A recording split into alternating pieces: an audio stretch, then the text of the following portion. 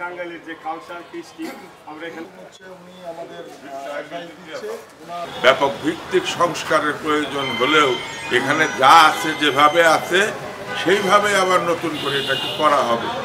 আর ভাসানী হলের সামনে নানা রকম আবর্জনার স্তূপ হয়ে আছে। আমরা সাংস্কৃতিক কর্মীরা সেখানে যে বসতে পারি না, কথা বলতে পারি না। আমরা সেটাকে আজকে পরিষ্কার করে 2-1 দিনের মধ্যে মাননীয় জেলা প্রশাসক মহোদয়ের কাছে আমরা আমাদের বক্তব্য তুলে ধরার জন্য তার সাথে সাক্ষাৎ করতে যাব। সাংস্কৃতিক নগরী যদি টাঙ্গাইল হয় তাহলে সেই সাংস্কৃতিক অঙ্গনের আতুর ঘর হচ্ছে এই ভাসানী হল। সকলেরই অফিস আছে, অ্যাডভোকেটদের উকিলবার আছে, প্রেস ক্লাব আছে, সাংবাদিকদের, রাজনৈতিক অঙ্গনের ব্যক্তিবর্গদের সকলের রুম আছে। কিন্তু আজকে এই 8-10 বছর যাবৎ সাংস্কৃতিক অঙ্গনের সাংস্কৃতিক চর্চা বা বিকশিত করার জন্য কোনো জায়গাও নেই। এটা হঠাৎ করেই উদ্দেশ্যপ্রণোদিতভাবে এটা বন্ধ করে দেওয়া হয়েছিল সংস্কারের নামে। আমরা এটা পরিচ্ছন্ন করে যাব, করে গিয়ে আমরা এখানে বসার ব্যবস্থা করব এবং এইখানে আমাদের চারণভূমি যেরকম ছিল আমরা সেই চারণভূমিতে আমরা সাংস্কৃতিক ব্যক্তিবর্গ আমরা এটা ধারণ করব এবং আমাদের সাংস্কৃতিক চর্চা অব্যাহত রাখবো। আমাদের আসলে কাজকর্ম পরিচালনা করার জন্য আমাদের জায়গার অভাব, অথচ এই ভাসানী হল যেভাবে পরিত্যক্ত হয়ে আছে সংস্কারের নামে আমরা দেখতে পাচ্ছি এখানে বিভিন্ন টানাপোড়েন, এখানে বিভিন্নভাবে অনেক দিন ধরেই সংস্কারের গল্প আমরা শুনতেছি।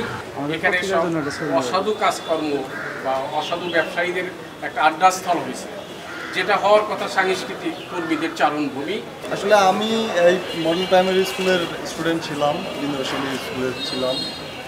তো আমাদের তো স্কুলের পাশেই টাঙ্গাইল জেলার ঐতিহ্যবাহী ভাসানী হল। শুধু আমি নই, এই ভাসানী হল থেকে অসংখ্য সাংস্কৃতিক ব্যক্তিত্ব গিয়ে ন্যাশনালি এবং ইন্টারন্যাশনাল মার্কেটে এরা কাজ করছে। তো আমাদের একটা আত্মার জায়গা, প্রাণের জায়গা, যে জায়গা থেকে আমাদের আসলে কালচারাল প্র্যাকটিসটা শুরু হয়েছে। সমগ্র জেলার যারা সাংস্কৃতিক ব্যক্তিত্ব আছে সবাইকে আহ্বান করব এই ভাসানী হলে যত ধরনের কালচারাল সেক্টরের লোকজন আছে সবাই এখানে আসার আমন্ত্রণ। আমরা দেখতাম ছোটোবেলায় এখানে অনেক সাংস্কৃতিক প্রোগ্রাম হতো, হ্যাঁ, এবং বাংলাদেশের অনেক জ্ঞানীগুণী মানে শিল্পীরা এখানে আসতো, কিন্তু সেই স্থানটা এখন পরিত্যক্ত।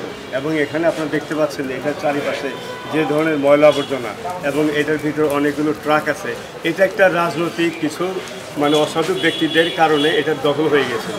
তো আমরা মনে করি আজকে যে ছাত্র সমাজ বাংলাদেশকে একটি নতুন বাংলাদেশ দিয়েছে এবং তারই মাধ্যমে যে আমরা চাই যে আমাদের কালচারাল যেটা টাঙ্গাইল একটা কালচারাল রিসিটি, এবং আমি মনে করি যে টাঙ্গাইলের যে সংস্কৃতি এটা আরও বিশ্বব্যাপী এটার বিস্তার হলো। সেই ছোটবেলা থেকে ভাসানী হলে আসতাম, এখানে আগে সিনেমাও দেখানো হতো, আমরা এখানে মুভি দেখতাম, আমরা এখানে বিভিন্ন সাংস্কৃতিক অনুষ্ঠান দেখতে আসতাম এবং বিভিন্ন পুরস্কার গ্রহণ করতাম এই ভাসানী হল থেকে।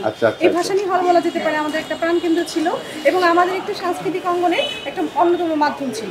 এখানে এই বেশ কয়েক বছর আগে 10 বা 15 বছর আগেও আমরা এখানে অডিটোরিয়াম করে এখানে স্টেজ করে আমরা এখানে আবৃত্তি করেছি, গান নাচ করেছি, অভিনয় করেছি। কিন্তু এখন এই ভাসানী হলটা যেভাবে স্তূপে পরিণত হয়েছে বলতে গেলে, যে এত ময়লা আবর্জনা এবং ট্রাক সবকিছু দিয়ে একদম এটা বন্ধ হয়ে গিয়েছে। একটা টাঙ্গাইলবাসী হিসেবে এবং একজন সাংস্কৃতিক কর্মী হিসেবে আমরা ঘরে বসে থেকে এটা দেখতে পাচ্ছি। এই ভাসানী হলে আমি ছোটবেলা থেকেই সমস্ত প্রোগ্রামগুলো অংশগ্রহণ করতাম, দেখতে আসতাম, কিন্তু আজ দীর্ঘদিন যাবৎ এটা বন্ধ আছে এবং আমাদের প্রাণের আকাঙ্ক্ষা যে যখনই আমি শুনতে পেলাম এখানে আমরা এটাকে আবার পুনরুদ্ধার করার জন্য আমরা কোনো যদি উদ্যোগ নিতে পারি, সেই সাথেই সাড়া দিয়ে আমার অংশগ্রহণ। কালচারের মধ্যে সকল শ্রেণীর মানুষ এখানে আসুক,